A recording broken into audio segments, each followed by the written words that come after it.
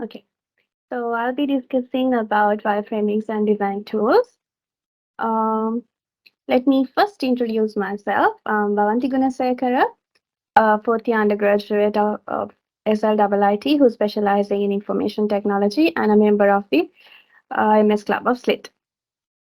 So, okay, so since we'll be discussing about wireframing and design tools, first we need to have a clear understanding about why we need design tools. So when it comes to the ITP project, you'll have several submissions to do throughout the semester. So in there, you have to do some UI submissions. And in order to do those UI submissions, you'll have to have a clear understanding about what tools you can use to design those UIs. So now, when it comes to UI submissions, you'll have to submit wireframes and high fidelity prototypes. When I say wireframes also falls under the prototyping section, which is low fidelity prototype. I'll talk the difference in a coming slide. But for now, you'll have to do wireframe submissions and high fidelity prototype submissions. So today I'll be mainly discussing about the difference between wireframes and prototypes, then why we use them, then what tools we can use to design wireframes and prototypes, then typography and color theory, which plays an important role when it comes to designing a UI, and a basic tutorial on Figma. So moving on to the first topic, wireframing versus prototyping. So in the product design process, wireframing and prototyping are essential techniques, but some people find it confusing. I mean, the meaning of the two terms. Now, simply speaking, wireframing is also a part of prototyping. When it comes to prototyping, there are two types of prototyping, which is high fidelity prototyping and low fidelity prototyping. And wireframe falls under the low fidelity prototyping section. So the difference between high fidelity prototyping and low fidelity prototyping is that low fidelity prototyping, which means wireframes, it is just a simplified representation of your web application. It is nothing but a skeleton of your web application. So wireframes can be either hand-drawn or electronic. Electronic means there are several tools which you can use to design your wireframes. But since you'll have to submit your wireframes, it is rather better to use an electronic tool to design your wireframes. But in either case, whether it's hand-drawn or electronic, they consist of only lines and text. So in wireframing section, visual design and colors are not represented, whereas in high fidelity prototyping, it is more like the final product of your web application. So I hope you got a clear understanding about the difference between high fidelity prototyping and low fidelity prototyping, which is wireframing. So now let's move on and see why wireframing is needed.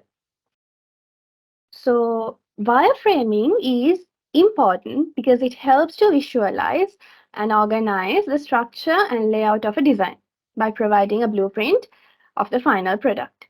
As I said before, wireframe is a low fidelity presentation of your design. It does not look very much like the final product. It just gives an outline of structure and layout of the page. The picture given in this slide is an example for a wireframe, but the difference is this wireframe is hand-drawn, as you can see. But still, it also contains of only lines. And it can also contain of text, but in the picture that is given here, it only contains of lines. So that is what simply a wireframe is.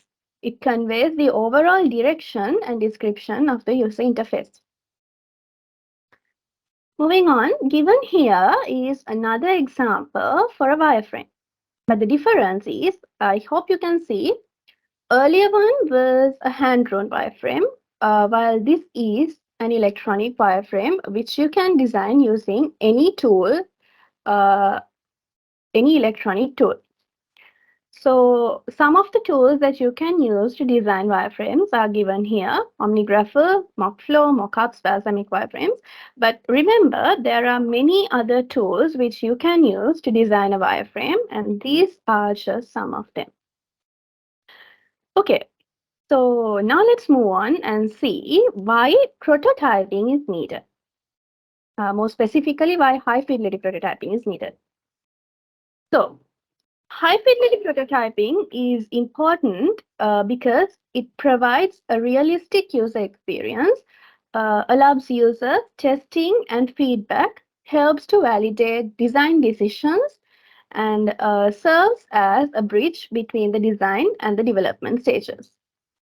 So high fidelity prototypes shouldn't be created until you know exactly what to do with your design and what your design should look like at the end. So that is why when we do the design process, we start off with wireframing stage. After the wireframing stage is completed, then we can go to the prototyping stage. That is because all the major changes that should be done to the design are only done in the wireframing stage. In the prototyping stage, you can only do some minor changes like changing the colors or changing the photos, pictures, likewise. And the functionality should come to the forefront of the design conversation. So another importance of high fidelity prototype is that it makes it easier to communicate the various qualities of the product. And more details allow for more accurate judgment of the UI element.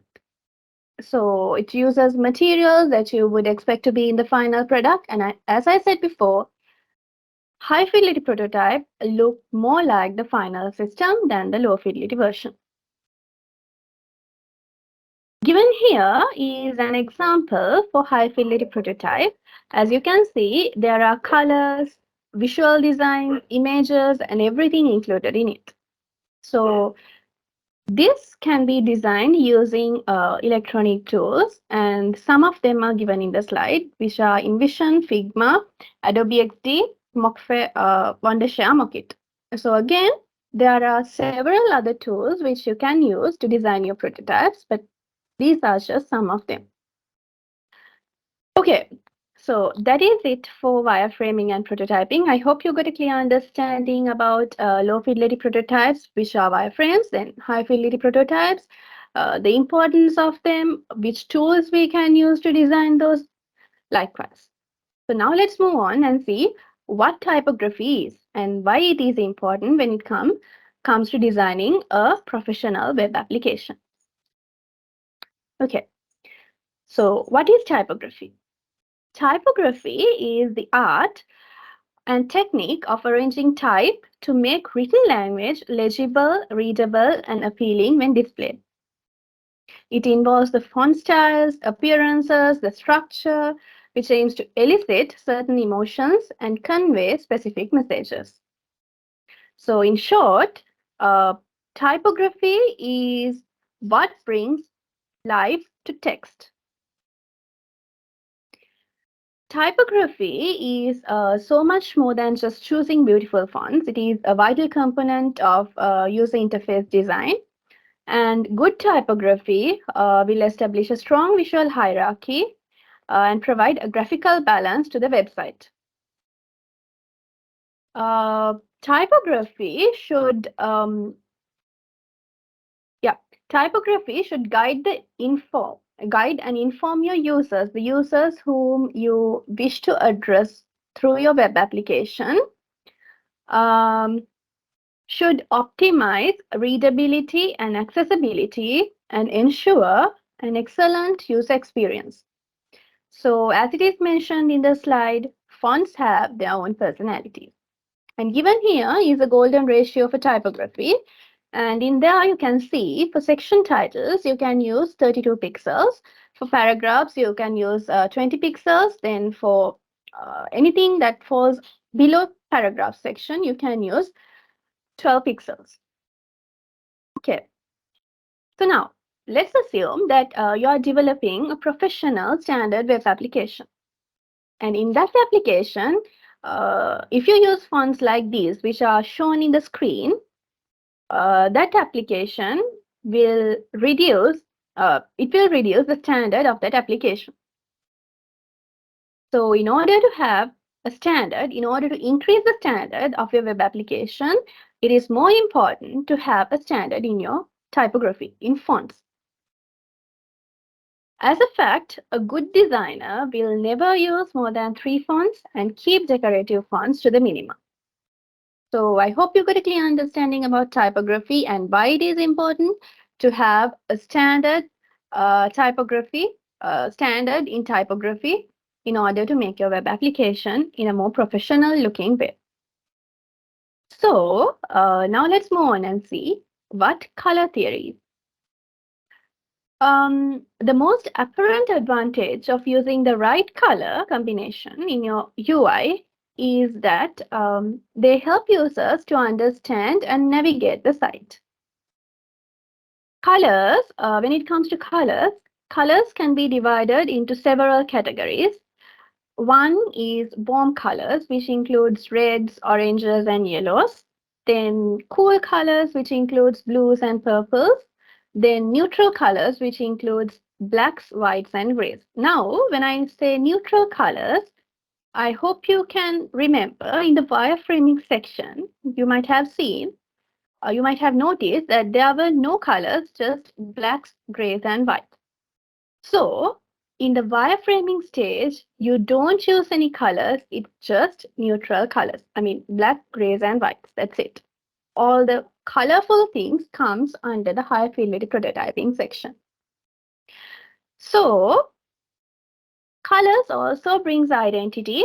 And as a fact, have you heard that 5% of all the web users are colorblind?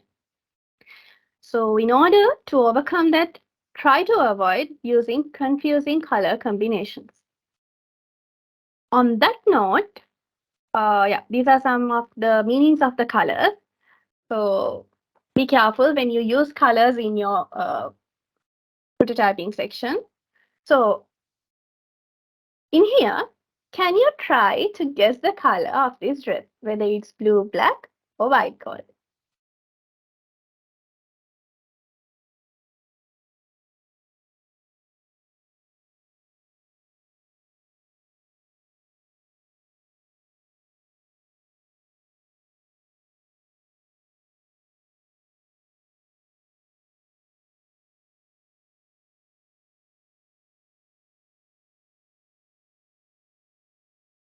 Okay.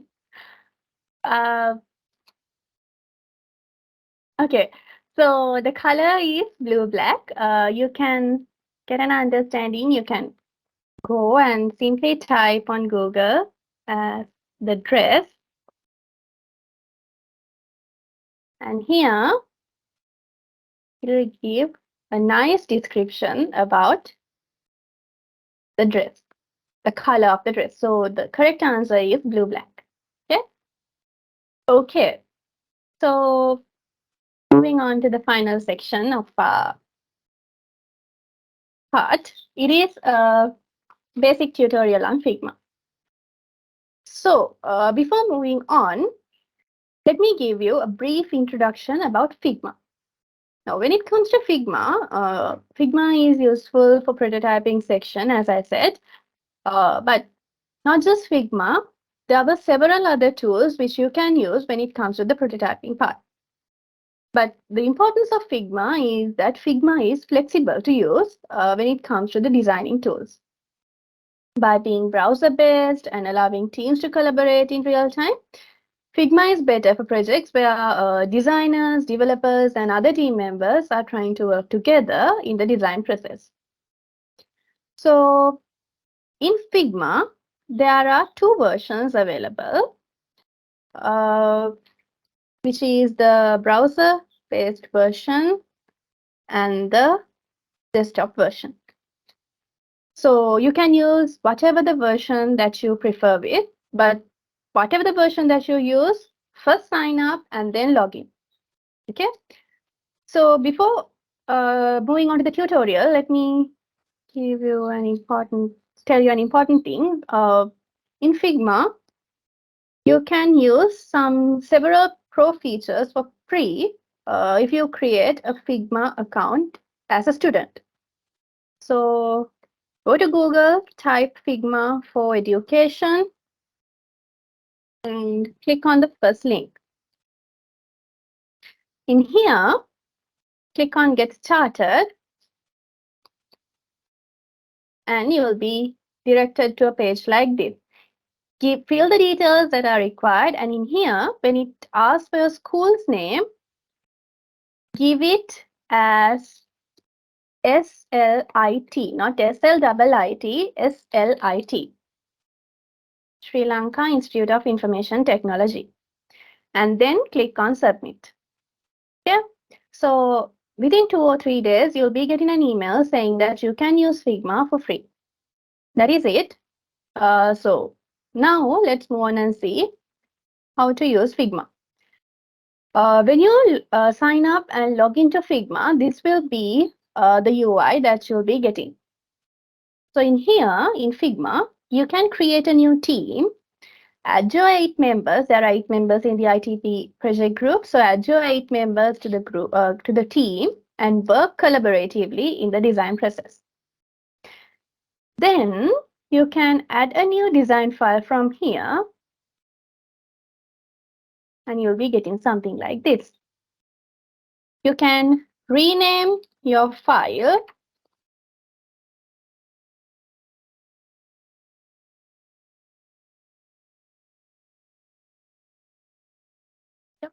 rename it to whatever thing you prefer. Then there are some tools given here, move, scale, then frame, section, slice. There are some shapes given in here.